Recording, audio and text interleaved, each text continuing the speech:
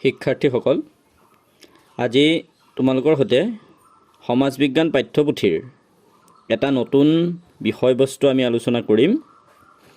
তোমালোকৰ অৰ্থনীতি খণ্ডৰ প্ৰথমটো পাঠ অধ্যায় 17 আমাৰ মৌলিক প্ৰয়োজনসমূহ, সেই পাঠটো আমি আজি আলোচনা কৰিম। তোমালোকে জানা যে মানুহ হিচাপে জীয়াই থাকিবলৈ আমাক বিভিন্ন বস্তুৰ প্ৰয়োজন হয়। আমি দৈনন্দিন জীৱনত চলা ফিৰা কৰিবৰ কাৰণে আমি বিভিন্ন বস্তুৰ ব্যৱহাৰ কৰোঁ।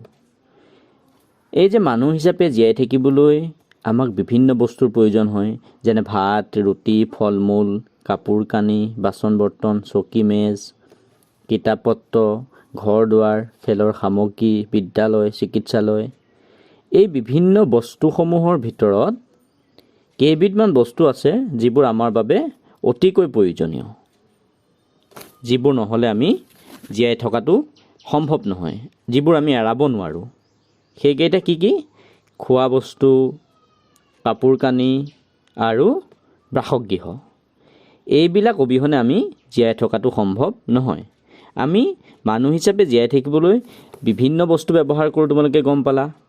এই বিভিন্ন বস্তুৰ ভিতৰত এই তিনিটা, খোৱা বস্তু, কাপোৰ কানি আৰু বাসস্থান, এই তিনিটা আমাৰ বাবে আটাইতকৈ বেছি প্ৰয়োজন। এইকেইটা অবিহনে আমি জীয়াই থকাটো কোনো কাৰণেই সম্ভৱ নহয়। অৱশ্যে ইয়াৰ উপৰিও আমাক বিভিন্ন বস্তু যদিও লাগে, কিন্তু এই খোৱা বস্তু, কাপোৰ কানি আৰু বাসগৃহ অবিহনে আমি মানুহ হিচাপে জীয়াই থকাটো সম্ভৱ নহয়। গতিকে এই মানুহৰ জীৱন ধাৰণৰ বাবে অতিকৈ প্ৰয়োজনীয় বা অপৰিহাৰ্য বা এৰাব নোৱাৰা এই যিকেইটা প্ৰয়োজন, সেই প্ৰয়োজনকেই মৌলিক প্ৰয়োজন বুলি কোৱা হয়। গতিকে আমি মৌলিক প্ৰয়োজন বুলিলে কি বুজা বুলি ক'লে আমি কি বুলি ক'ব লাগিব, বা আমি কি গম পালোঁ? মৌলিক প্ৰয়োজন মানেনো কি? মানুহৰ জীৱন ধাৰণৰ বাবে অপৰিহাৰ্য বা এৰাব নোৱাৰা প্ৰয়োজনকে মৌলিক প্ৰয়োজন বোলা হয়। মানে যিবোৰ প্ৰয়োজন আমি কেতিয়াও এৰাব নোৱাৰোঁ, যিবোৰ আমাৰ বাবে অতিকৈ প্ৰয়োজনীয়, সেই প্ৰয়োজনকেইটাকে মৌলিক প্ৰয়োজন বুলি কোৱা হয়। এতিয়া আমি পালোঁ কি? খোৱা বস্তু, কাপোৰ কানি আৰু বাসগৃহ, এইকেইটা আমাৰ আটাইতকৈ বেছি প্ৰয়োজন। মানুহ হিচাপে জীয়াই থাকিবলৈ খোৱা বস্তু, কাপোৰ কানি আৰু বাসগৃহ আমাৰ অতিকৈ বেছি প্ৰয়োজন, আৰু সেইকাৰণে সেইকেইটা হৈছে মৌলিক প্ৰয়োজন। এতিয়া কি বুলি ক'ব পাৰোঁ আমি? যে মানুহৰ মৌলিক প্ৰয়োজন হৈছে তিনিটা। প্ৰথমটো হৈছে আহাৰ, দ্বিতীয়টো হৈছে সাজপাৰ আৰু তৃতীয়টো হৈছে বাসস্থান। এই আহাৰ, সাজপাৰ আৰু বাসস্থান, এই তিনিটা হৈছে মানুহৰ মৌলিক প্ৰয়োজন। এতিয়া এই যে আমাৰ তিনিটা মৌলিক প্ৰয়োজন, আহাৰ, সাজপাৰ আৰু বাসস্থান, এই তিনিটাৰ অভাৱ পূৰণ কৰিবৰ কাৰণে প্ৰয়োজনীয় যিবোৰ সামগ্ৰী বা বস্তু, সেইসমূহ আমি প্ৰকৃতিৰ পৰা আহৰণ কৰিব পাৰোঁ। গম পাইছেনে? আহাৰেই হওক, সাজপাৰেই হওক বা বাসস্থানেই হওক, এইবোৰৰ অভাৱ পূৰণ কৰিবৰ কাৰণে আমি যিসমূহ প্ৰয়োজনীয় সামগ্ৰী, সেই সামগ্ৰীসমূহ আমি প্ৰকৃতিৰ পৰা লাভ কৰোঁ, আৰু সেইবিলাকক কোৱা হয় কেঁচা মাল বুলি। গম পাইছেনে? যে আহাৰ, সাজপাৰ আৰু বাসস্থানৰ অভাৱ পূৰ কৰিবৰ বাবে প্ৰয়োজনীয় সামগ্ৰীসমূহ আমি প্ৰকৃতিৰ পৰা লাভ কৰোঁ, আৰু এইবিলাকক কেঁচা মাল বুলি কোৱা হয়। এতিয়া চোৱাচোন, এই মৌলিক প্ৰয়োজনসমূহ পূৰ কৰিবৰ বাবে আহৰণ কৰা যিবোৰ বস্তু, সেই বস্তুৰ কিছুমান উৎস তোমালোকৰ পাঠ্যপুথিত দিছে। এই তলৰ তালিকাখনলৈ মন কৰা। কি ক'লে? যে মৌলিক প্ৰয়োজনসমূহ পূৰ কৰাৰ বাবে আহৰণ কৰা বস্তুৰ উৎসসমূহ। এই যে মৌলিক প্ৰয়োজন কেইটা, আহাৰ, সাজপাৰ আৰু বাসস্থান, সেই আহাৰ, সাজপাৰ আৰু বাসস্থানো আমি ক'ৰ পৰা আহৰণ কৰোঁ? তাৰ উৎসসমূহনো কি কি? সেই উৎসকেইটা আমাক দিছে। চোৱাচোন, বাওঁফালে কি দিলে? প্ৰয়োজনসমূহ, আৰু সোঁফালে আমাক উৎসসমূহ দিছে। মানে আমি ক'ৰ পৰা লাভ কৰিব পাৰোঁ, বা আমি ক'ৰ পৰা এই প্ৰয়োজনকেইটাৰ অভাৱ পূৰণ কৰিব পাৰোঁ। এতিয়া আহাৰ বা খাদ্য, এই খাদ্য বা আহাৰ আমি ক'ৰ পৰা লাভ কৰোঁ? চোৱাচোন, শস্য, ফল মূল, মাছ মাংস, শাক পাচলি, গাখীৰ, কণী, পানী আদি এইসমূহৰ পৰা আমি ইয়াৰ উপৰি আৰু অন্যান্য কিছুমান উৎস আছে এই উৎসসমূহৰ পৰা আমি আহাৰ বা খাদ্য আহৰণ কৰিব পাৰোঁ। একেদৰে সাজপাৰ আমি ক'ৰ পৰা প্ৰস্তুত কৰিব পাৰোঁ? কপাহৰ পৰা, এৰীৰ পৰা, মুগাৰ পৰা, পাটৰ পৰা, ঊণসূতাৰ পৰা, মৰাপাটৰ পৰা এইসমূহৰ পৰা আমি সাজপাৰ প্ৰস্তুত কৰি ল'ব পাৰোঁ। একেদৰে বাসস্থান হয়নে? বাসস্থান আমি প্ৰস্তুত কৰিবৰ কাৰণে লগা যিসমূহ সামগ্ৰী সেইসমূহ হৈছে গছ, বাঁহ, খেৰ, মাটি, শিল, বালি, লোহা, চিমেণ্ট আদি।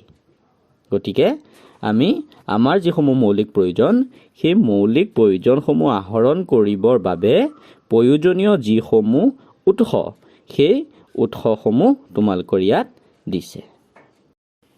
এতিয়া এই তিনিটা মৌলিক প্ৰয়োজনৰ ভিতৰত আমি আমাৰ প্ৰথমটো মৌলিক প্ৰয়োজন আহাৰ সম্পৰ্কে অকণমান আলোচনা কৰিব লাগিব।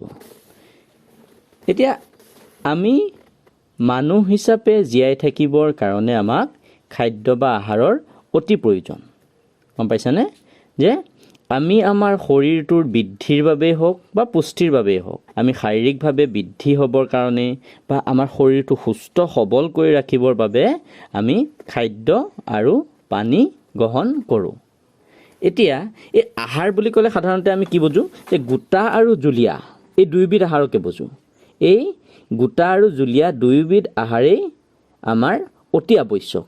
আমি শৰীৰটো সুস্থভাৱে ৰাখিবলৈ হওক আৰু আমি কাম কৰিবৰ কাৰণে শক্তি আহৰণ কৰিবলৈ আমাক এই গোটা আৰু জুলীয়া দুয়োবিধ আহাৰেই অতি প্ৰয়োজন। যদি আমি এই আহাৰ গ্ৰহণ নকৰোঁ তেতিয়াহ'লে আমাৰ শৰীৰটোক আমি কোনোপধ্যেই সুস্থভাৱে ৰাখিব নোৱাৰোঁ। শৰীৰটো ভালে ৰাখিবৰ বাবেই হওক আৰু আমি কাম কৰিবৰ বাবে শক্তি আহৰণ কৰিবলৈ হওক আমাক আহাৰ অতি প্ৰয়োজন।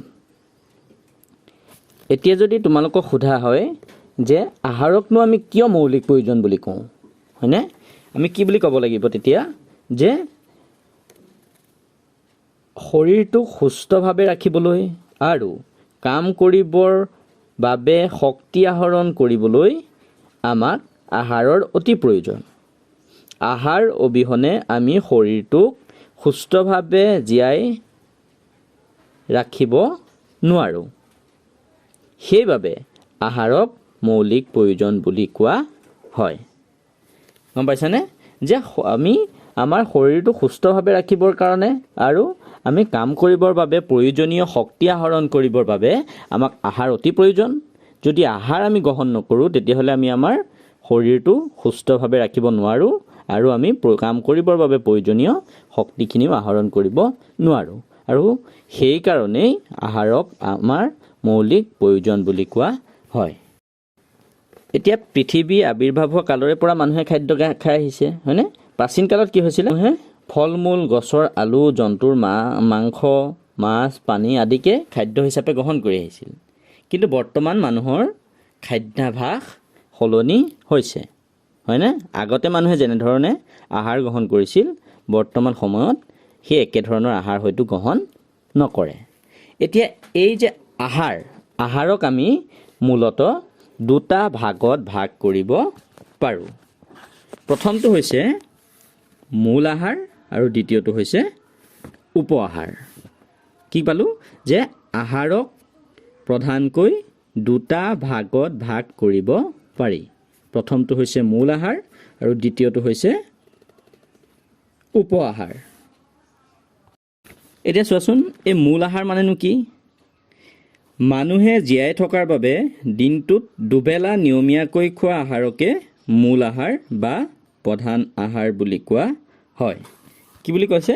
যে আমি জীয়াই থাকিবৰ বাবে দিনটোত দুবেলা নিয়মীয়াকৈ যি আহাৰ গ্ৰহণ কৰোঁ সেই আহাৰেই হৈছে মূল আহাৰ।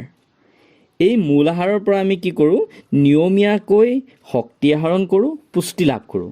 মানে এই যি মূল আহাৰ বা প্ৰধান আহাৰ সেই মূল বা প্ৰধান আহাৰৰ পৰা আমাৰ শৰীৰটোৱে প্ৰয়োজনীয় শক্তি আৰু পৰিপুষ্টি নিয়মীয়াকৈ লাভ কৰি থাকে। এতিয়া মূল আহাৰৰ যদি উদাহৰণ দিওঁ আমি ভাত, ৰুটি আদিৰ কথা ক'ব পাৰোঁ। এতিয়া আহিলে উপ আহাৰ। এই যে আমি মূল আহাৰ গ্ৰহণ কৰোঁ, মূল আহাৰ গ্ৰহণ কৰাৰ উপৰিও আমি দিনটোৰ বিভিন্ন সময়ত আমি বেলেগ বেলেগ কিছুমান আহাৰ বা খাদ্য গ্ৰহণ কৰি থাকোঁ।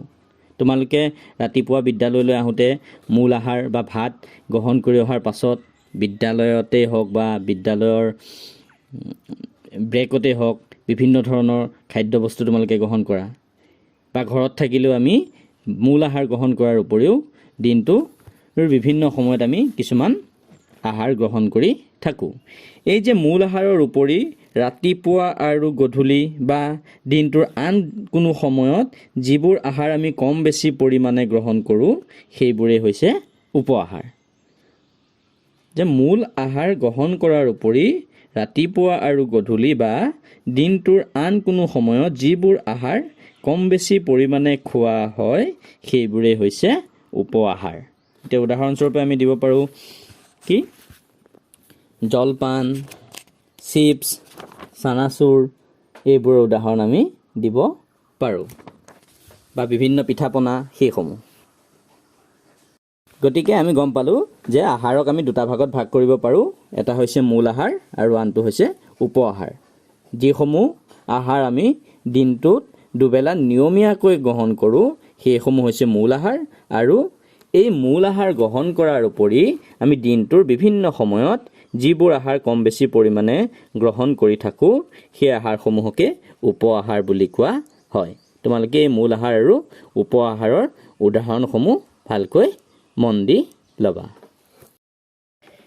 আজি আমি ক্লাছটোত কি আলোচনা কৰিলোঁ যে মানুহৰ মৌলিক প্ৰয়োজন বুলিলে কি বুজা। দ্বিতীয়তে আমি আলোচনা কৰিলোঁ যে আমাৰ মৌলিক প্ৰয়োজন কেইটা আৰু কি কি। ইয়াৰ পাছত আমি আলোচনা কৰিলোঁ যে মানুহৰ এই যে তিনিটা মৌলিক প্ৰয়োজন সেই তিনিটা মৌলিক প্ৰয়োজনৰ উৎসসমূহনো কি কি, বা সেই মৌলিক প্ৰয়োজনসমূহ আমি ক'ৰ পৰা পূৰণ কৰিব পাৰোঁ। তাৰপিছত আমাৰ প্ৰথমটো মৌলিক প্ৰয়োজন আহাৰ সম্পৰ্কে আলোচনা কৰিলোঁ। আহাৰৰ ভাগ কেইটা আলোচনা কৰিলোঁ। তোমালোকৰ পাঠ্যপুথিত এই যিখিনিলৈকে আলোচনা কৰিলোঁ সেইখিনি এবাৰ ধুনীয়াকৈ পঢ়িবা, আৰু এতিয়া যিকেইটা প্ৰশ্ন মই দিম সেই প্ৰশ্নকেইটাৰ উত্তৰ কৰি মোক দেখুৱাব লাগিব। প্ৰশ্নকেইটা লিখি লোৱাচোন।